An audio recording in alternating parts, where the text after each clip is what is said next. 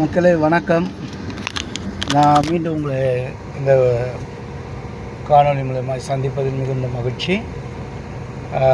இப்போ நான் லைசன்ஸ் ரெனியூவலுக்காக போகிறேன்னு சொல்லியிருந்தேன். ஆனால் இன்றைக்கி இல்லை, இன்னும் 2 நாள் ஆகும். ஏன்னா ரொம்ப தொலைவில் இருக்கக்கூடிய ஒரு ஆர்டிஓ ஆஃபீஸ், அந்த ஆர்டிஓ ஆஃபீஸுக்கு தான் நான் போக வேண்டியது இருக்குது. அது போன முறை லைசன்ஸ் எடுக்கும்போது எனக்கு 1 வாரம் தான் அலக்கழிப்புன்னு சொன்னேன். ஆனால் அதுக்கு முன்னாடி முறை நம்ம ஆர்டிஓ ஆஃபீஸ் பேரே சொல்கிறேன், சென்னை திருவான்மியூர் ஆர்டிஓ ஆஃபீஸ்.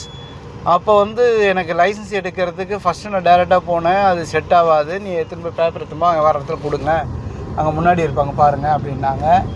அப்போ நான் முன்னாடி இருந்த ஒரு மனுஷங்கிட்ட கொடுத்து, கிட்டத்தட்ட அவருக்கும் அந்த உள்ளே இருக்கிற ஆஃபீஸுக்கும் ஒத்து வராதுன்னு எனக்கு தெரியாது.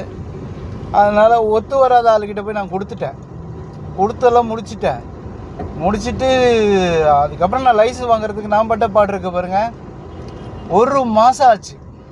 1 மாதத்துக்கு மேலே ஆச்சு. அது என் ஓனர் கூட சாட்சி. ஏன்னா என் ஓனரே கேட்டார், ஏன்பா உனக்கு லைசன்ஸை ரெனியூவல் பண்ணுறதுக்கு 1 மாதமாக ஆகும், அவ்வளோ நாளாக லைசன்ஸை ரெனியூவல் பண்ண போனேன் நீ அப்படின்னு கேட்டார். அவர் என்ன நினச்சிட்டாரு, நான் லைசன்ஸ் ரெனியூவல்ன்ற பேரில் இங்கே ஜாலியாக சுற்றிட்டு இருக்கிறேன்னு. அந்த அளவுக்கு நான் படாத பாடுபட்டேன்.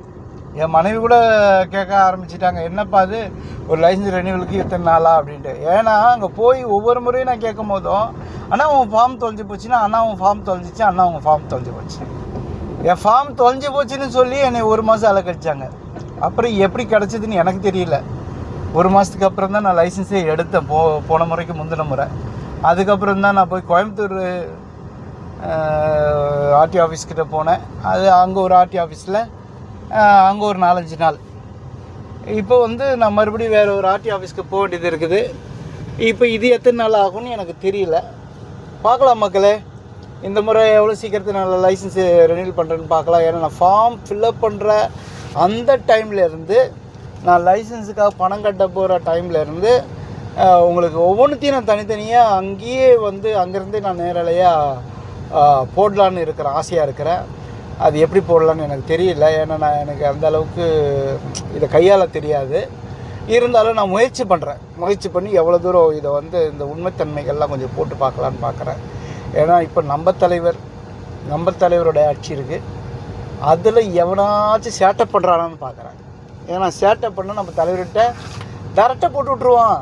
அதுக்கப்புறம் லைசன்ஸ் கிடைச்சா என்ன, கிடைக்கலன்னு என்ன, ஆண்ட விட்ட புண்ணியம் பார்த்துக்குருவோன்ற ஒரு நினப்பு தான். ஓகே மக்களே, பார்ப்போம். ஜெய் ஹிந்த்.